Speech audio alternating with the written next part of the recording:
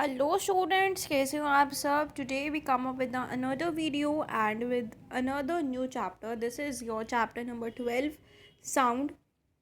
So sound से हम क्या समझते हैं? साउंड क्या होती है? जो हम आवाज़ें सुनते हैं, जो भी आवाज़ जो हम बोलते हैं वो भी एक साउंड प्रोड्यूस कर रहे हैं हम, उसी के वजह से हम लोगों से इंटरेक्ट करते हैं, कम्युनिकेट करते हैं। सो ये साउंड होती है।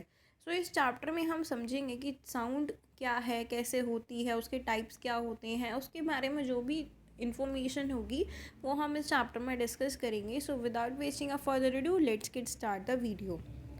So we live in a world full of sounds. हम जिस वर्ल्ड में रहते हैं उस वर्ल्ड में बहुत सारी साउंड्स होती हैं। हमें पता है जब भी हम कहीं जाते हैं, बाइक पे जाते हैं या स्कूटी पे जाते हैं, जिस भी व्हीकल में जाते हैं उससे आवाज़ आती है। टीवी देखते हैं, टीवी से आवाज़ आती है।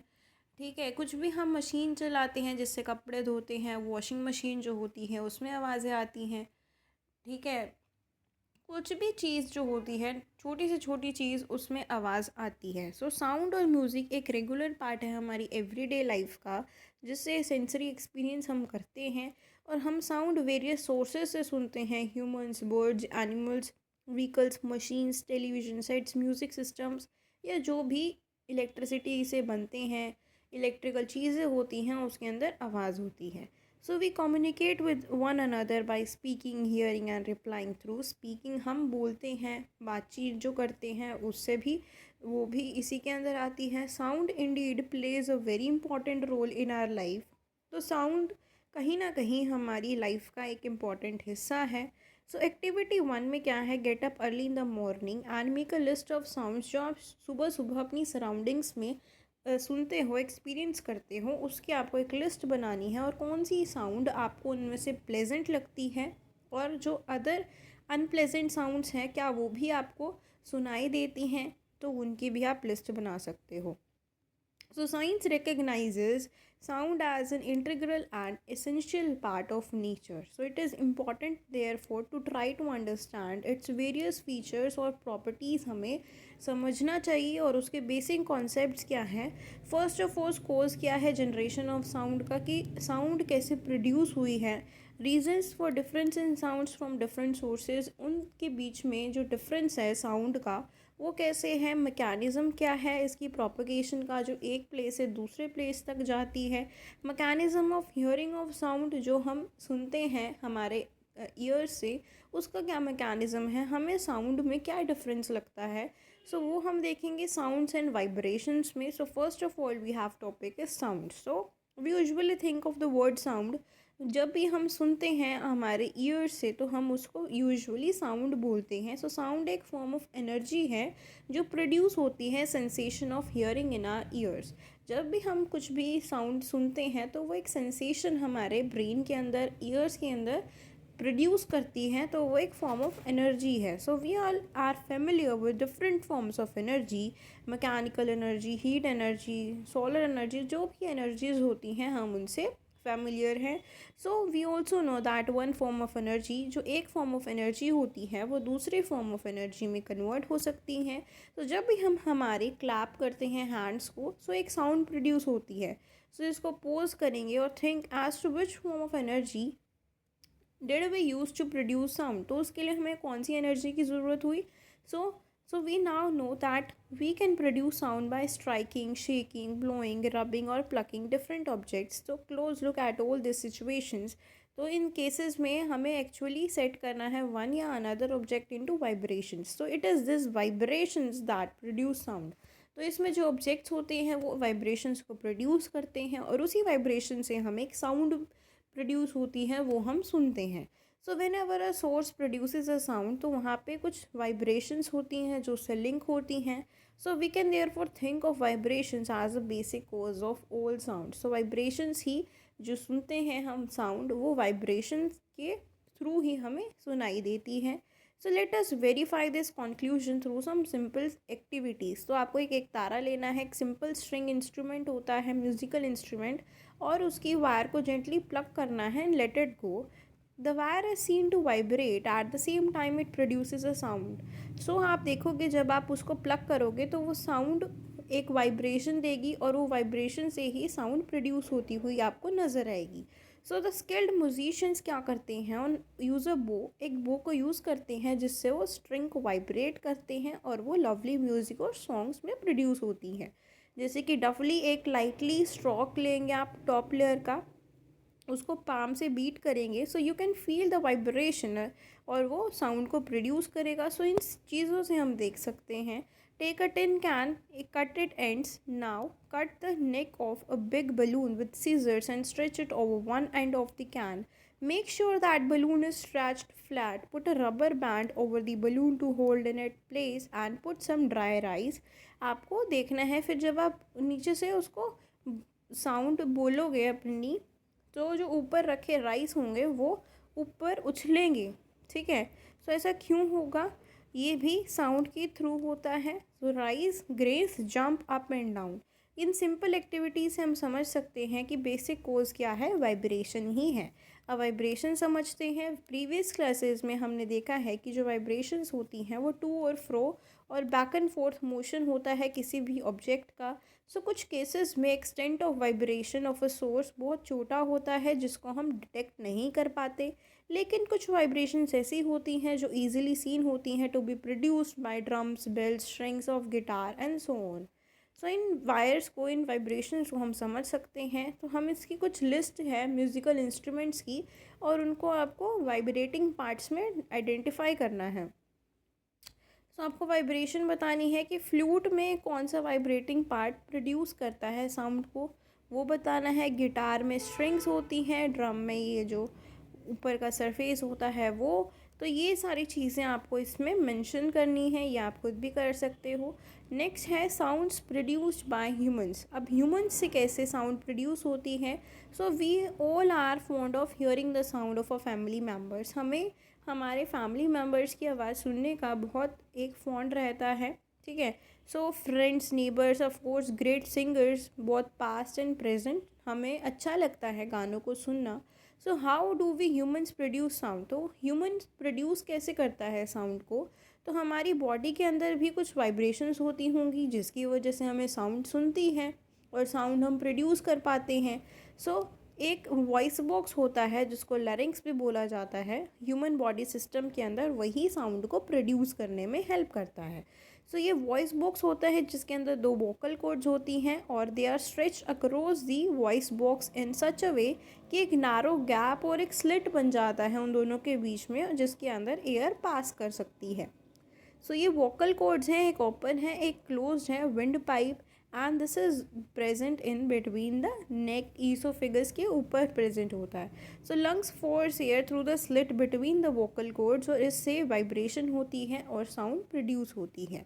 So the human body muscles attach to the vocal cords. Human body के अंदर जो मसल्स हैं वो वोकल कॉर्ड से अटैच रहते हैं और ये मसल्स इनको पुल करते हैं, attach, pull the attached ligaments and make the vocal cords tighter or loosened up and thinner or thicker.